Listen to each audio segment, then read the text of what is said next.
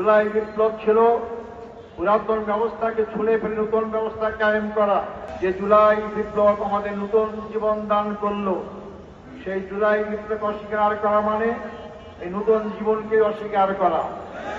সংগ্রামী বন্ধুগণ, 24শে জুলাই বিপ্লব একটি দলকে ক্ষমতাচ্যুত করে আরেকটি দলকে ক্ষমতায় বসার ছিল না। জুলাই বিপ্লব ছিল পুরাতন ব্যবস্থাকে ছুঁড়ে ফেলে নতুন ব্যবস্থা কায়েম করা। জুলাই বিপ্লব ছিল একজন ব্যক্তির হাতে ক্ষমতা কুক্ষিত না করে জনগণের ক্ষমতা জনগণের কাছে ফিরিয়ে দেওয়া। আজকে গণভোট অস্বীকার করা মানে শুধু 70% মানুষের রায় অস্বীকার করা নয়, 70% রায় অস্বীকার করার মধ্য দিয়ে আবার তারা আওয়ামী লীগের সেই ফেসিবাদী কায়দায় এক ব্যক্তির কাছে সমস্ত ক্ষমতা দিতে চায়। আমরা দীর্ঘ 16 বছরে এক ব্যক্তির ক্ষমতার শাসন দেখেছি। আমাদের হাজার হাজার ভাই থেকে জীবন দিতে হয়েছে।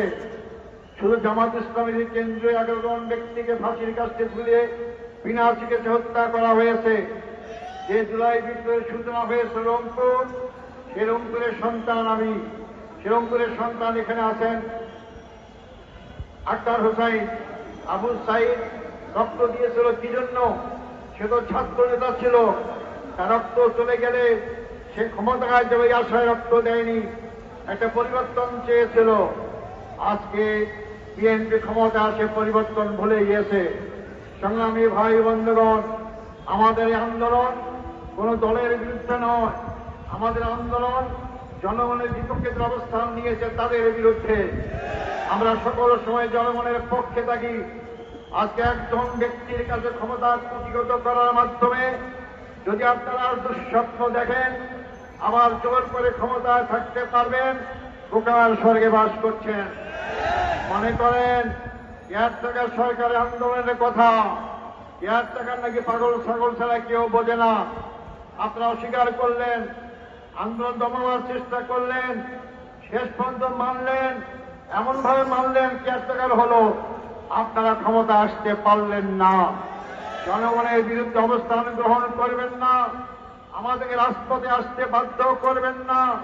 রাজপথের আন্দোলনের ফলাফল সরকারি দলের জন্য কোন অবস্থা হয়নি, কোন সময় হবে না।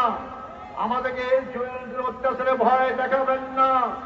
সবগুলো পার করে আজকে এই বয়সে আমরা এসেছি। সময় থাকতে যদি দেশ ভালো চালাতে চান, গণভোটের রায়কে মেনে নেন, কার্যকর করেন, জনগণ আপনাদেরকে ভালোবাসবে, শ্রদ্ধা করবে।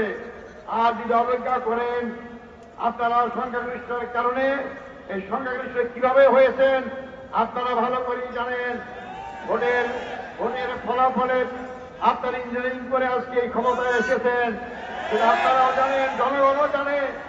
এই জন্য আপনারা জোর করে সংখ্যাগরিষ্ঠ অর্জন করে জোর করে দেশের জনগণের উপর চাপিয়ে থাকতে পারবেন না। আমাদেরকে আবার রাজপথে অবস্থান করতে বাধ্য করবেন না। যেটা সংসদের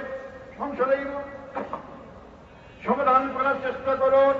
যদি সংসদের কথা যদি আপনার রাজপথে আনতে দেন, রাজপথের আন্দোলন জনগণের কোন সময় বিফল হয়নি, সফল হবে ইনশাআল্লাহ।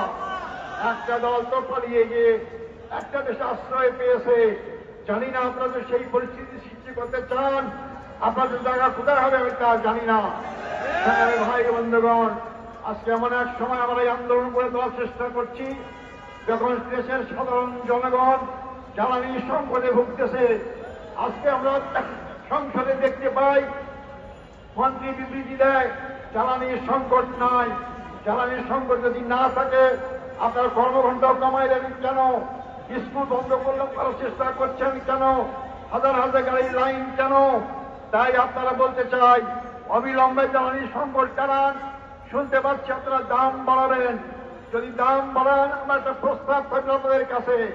আপনাদের কার্ড দিতে অভ্যস্ত, ফ্যামিলি কার্ড দেন, অমুক কার্ড দেন, দাম বাড়াবেন, আমাদের জ্বালানি কার্ড দেবেন। সবাইকে জ্বালানি কার্ড দেন, তাহলে আমরা দাম বাড়লে আপত্তি করবো না। সংগ্রামী ভাই বন্ধুগণ, আপনারা জাতিকে সত্য কথা বলুন, সত্য কথা শরীরটা তুলে ধরুন, নাহলে জাতি আপনাদের ক্ষমা করবেন না।